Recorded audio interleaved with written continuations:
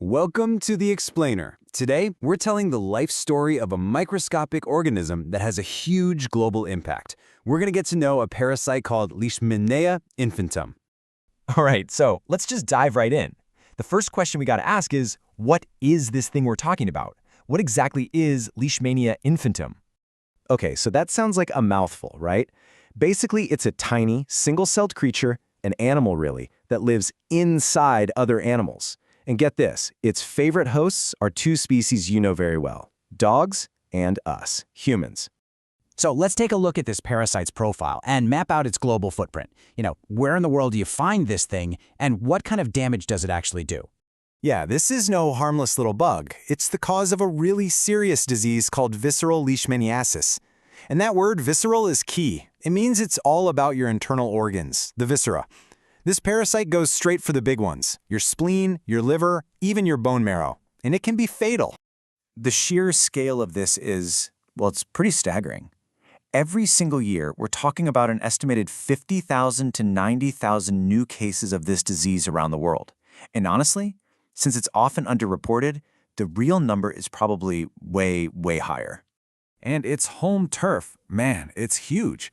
We're talking about places like the Mediterranean basin, Spain, Italy, Greece, but also North Africa, the Middle East, and all the way over in Latin America, especially Brazil.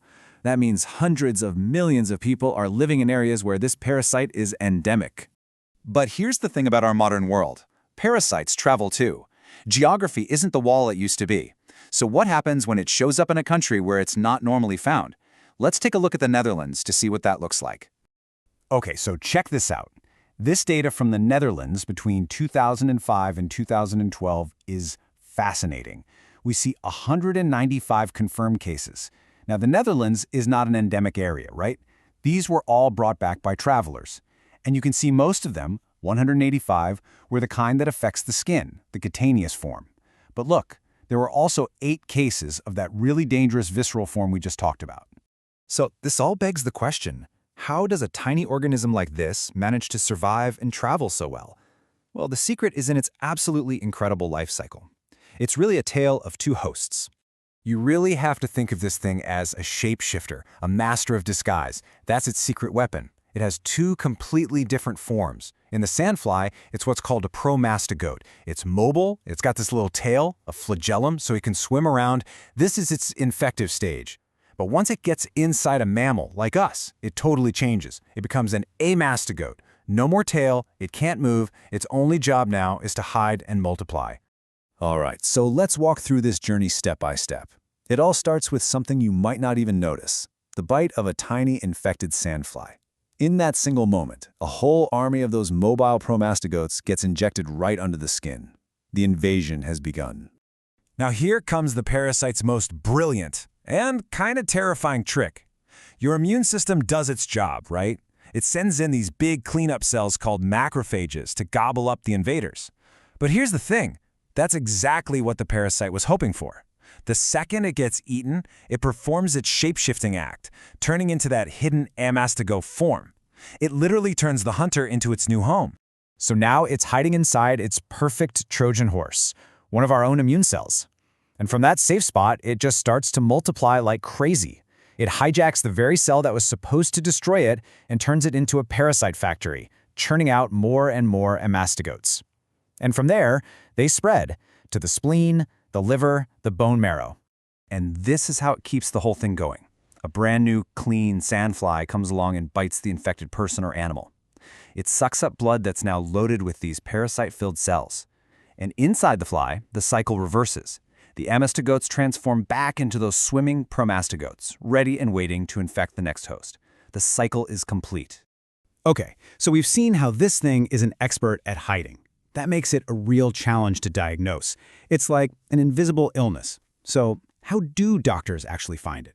How do you unmask this thing? Well, doctors have a few different tools in their toolbox. One way is to just look for it. They can take a tissue sample, say from bone marrow, and look for the parasite under a microscope. Another way is to look for the clues it leaves behind, like the antibodies your body makes to fight it.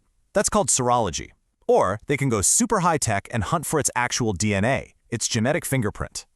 And that genetic approach is really where modern medicine shines. As this quote points out, specialized labs have these powerful molecular techniques, especially one called real-time PCR. Think of it like a genetic photocopier. It can find even the tiniest little fragment of the parasite's DNA and make millions of copies until it's easy to detect. It's incredibly sensitive and super accurate. So fighting such a sneaky, complex parasite is a huge challenge. But what's next? What does the future look like in the battle against Leishmania infantum? Let's talk about the research and the hope on the horizon. Honestly, the future for new treatments looks really promising. I mean, just look at what's happening right now. In 2024, a new oral drug candidate, LXE408, is in phase 2 trials. Another one, DNDI6174, is being looked at for a potential sterile cure. That means completely wiping it out of the body. And next year, another new compound is set to start trials. The key here is that many of these are oral drugs, which would be a total game changer compared to the difficult treatments we have now. And it's not just about treating people. Remember how dogs are a huge part of this cycle? Well, there's a major breakthrough happening for our best friends. A new DNA vaccine for dogs, called NeoLeash, has been showing amazing success in trials. If we can protect dogs, we can break a key link in the chain of transmission. That's a huge step toward protecting us too. Phew, we have covered a lot of ground today, from its sneaky life cycle to the front lines of research. We put this all together using a Gemini deep search. And if you're curious and want to dive into the details, we've put a full list of our sources in the linked Notebook LM document for you to check out. So, we want to leave you with one last question to chew on. After everything we've talked about, this complex dance between sandflies, dogs, and humans, where do you think our efforts are best spent? What's the most crucial step to break the cycle? Is it controlling the sandflies? Is it better drugs for humans? Or is it vaccinating the dogs? Thanks so much for joining us for this deep dive. If you found this interesting, definitely subscribe to the channel for more explainers like this one. And please, drop a comment below and let us know what you think. We'd love to hear from you.